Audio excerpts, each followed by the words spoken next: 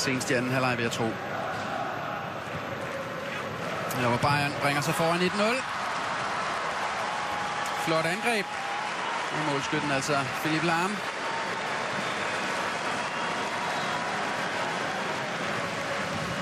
På vej til at vinde endnu en træningskamp. Bayern, der altså ikke har...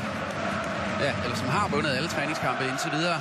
Det er også meget begrænset, hvor stærk modstanden har været i flere af dem. Men lækkert indlæg. Det er sådan set bare at sætte indersiden på den, og så får han lige en tunnel med. Johannes Brinkis kan ikke gøre noget ved den.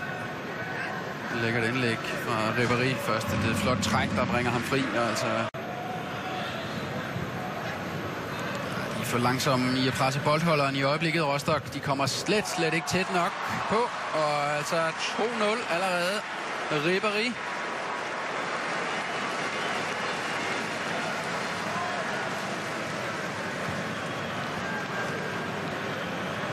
Så ikke engang, hvordan de forsømmer at få sat boldholderen under pres, så er det altså fornemt at spille sig til friskud.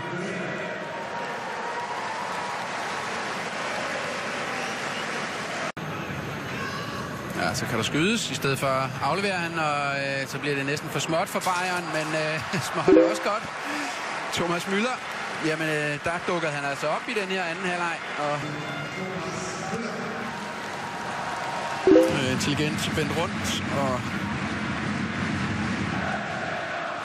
den kan han altså ikke nå op til i Karnet, selvom han er 1,86 i Rostock-målet. Smuk mål af Bayern. Han scorer! Nej, han skal ikke, men det er godt nok tæt på, at han scorer. Først er det altså Mandzukic, der sender bolden ind til 4-0.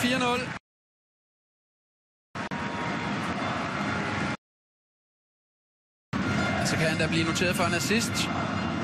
Robben, der altså giver den til Pierre Emil Højbjerg. Det er altså stort ansvar, han allerede får nu for at sparke på mål i sådan en frisparkssituation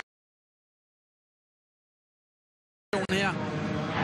Ud af hele kavaleriet havde jeg ikke forestillet mig, at det var Højbjerg, der skulle få lov at sparke på kassen, men